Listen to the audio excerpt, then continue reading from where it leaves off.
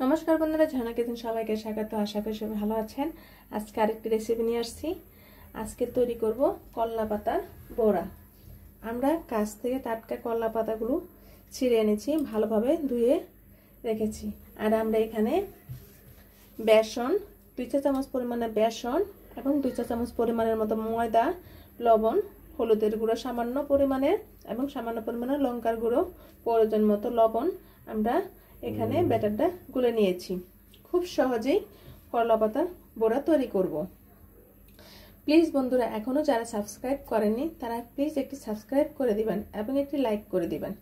এই চৈত্র মাসের করলা পাতার বড়া গরম ভাতের সাথে খুবই টেস্ট লাগে এবং খুবই উপকারী একটি করলা পাতার বড়া।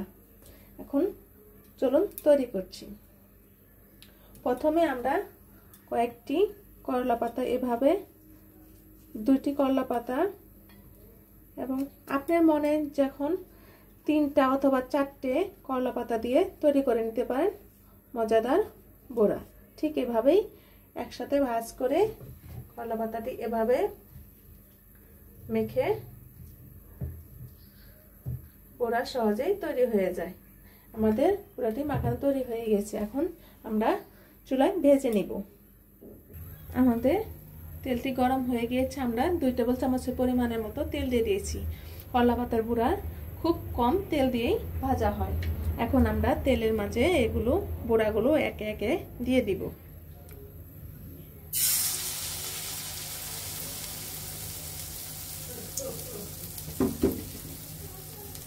আমরা বড়াগুলো দিয়ে দিয়েছি। খুব সহজেই বড়াটি তৈরি হয়ে যায়। আপনারা চাইলে এখানে বেসনের পরিবর্তে চালের গুঁড়াও দিয়ে দিতে পারেন। ঝটপট বড়াটি তৈরি হয়ে যায় এবং গরম ভাতের সাথে খুবই টেস্টি হয়। আমরা কিছুক্ষণ এভাবে রেখে দেব, তারপর আমরা উল্টে নেব। আমরা বড়াগুলো উল্টে নেব।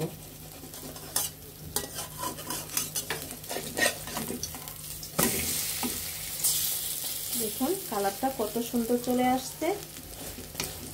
আমার তো মনে হচ্ছে এখনই আমি খেয়ে নিই।